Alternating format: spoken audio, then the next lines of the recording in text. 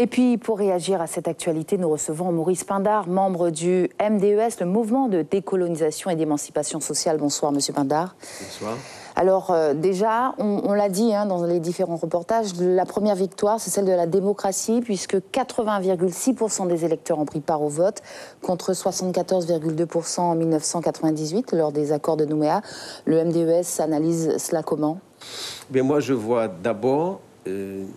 nous devons expliquer aux Guyanais ce qui se passe là-bas. Vous avez l'impression qu'ils ne... On n'est pas forcément conscient, et bien on l'a vu, n'a pas dans les leçons, voilà, les leçons politiques. En fait, la France, au niveau mondial, reconnaît devant l'opinion publique internationale, et l'ONU, il y a des observateurs de l'ONU, qu'elle est une puissance colonisatrice et que les pays qu'elle a sous sa domination ont le droit d'accéder à l'indépendance. La question est posée clairement.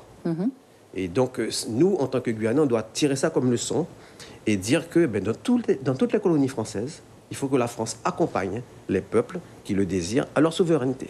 Ça, c'est la première chose. Pourquoi en Guyane? On l'a vu dans le reportage et les micro-trottoirs des personnes dans la rue.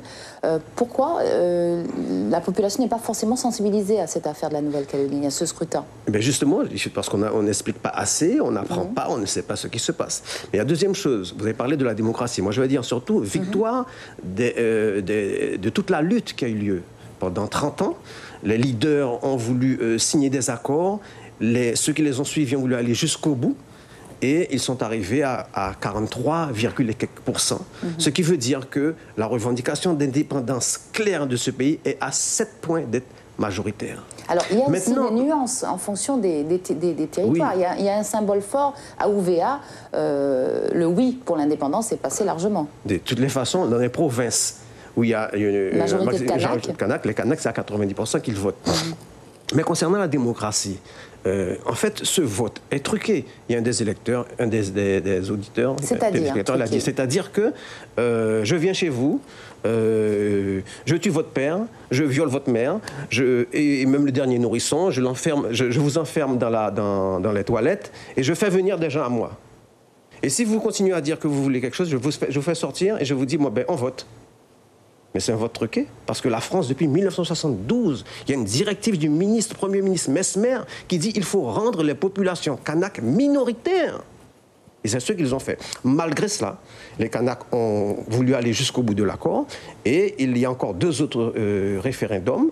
Ils feront le nécessaire. En tout cas, nous sommes particulièrement fiers, et nous voulons féliciter nos camarades, nos frères et sœurs pour le travail qu'ils ont fait et la victoire qu'ils ont obtenue par la progression de la position d'émancipation dans leur pays.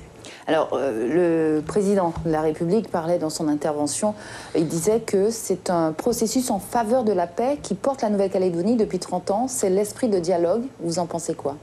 L'esprit de dialogue, de ce côté-là, il faut féliciter Jean-Marie Tjibaou, Yewene, Éloi Machoro et tous ceux qui se sont battus pour ce dialogue. Parce que voilà le paradoxe, l'État français a rendu minoritaire les Kanaks dans ce pays. L'État français a pris pris possession du pays sans faire de référendum.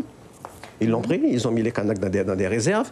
Et les Kanaks ont la maturité d'esprit, la lucidité de dire aux autres habitants qui ont été envoyés pour les rendre minoritaires, écoutez, c'est aussi votre territoire, construisons-le ensemble, mais dans un pays émancipé. Et c'est pour cela que la revendication d'indépendance des Kanaks est une revendication fondamentale. Ils ne vont jamais renoncer et ils ont raison. Pour finir, quels enseignements peut-on tirer, nous, Guyanais, de ce référendum? Les processus sont différents. On a marché dans les rues l'année dernière. Il y a eu des accords portant sur la santé, portant sur le développement économique, etc., la sécurité. Et il y a aussi un volet institutionnel.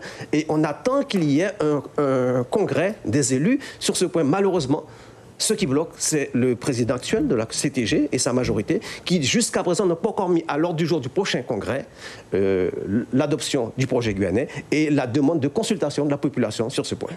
Merci Maurice Pindar d'être venu nous parler de ce référendum. Et puis vous serez également notre invité dans l'Invité Café demain avec Charlie Torres et vous pourrez en parler plus longuement avec nos auditeurs. Merci encore. Merci.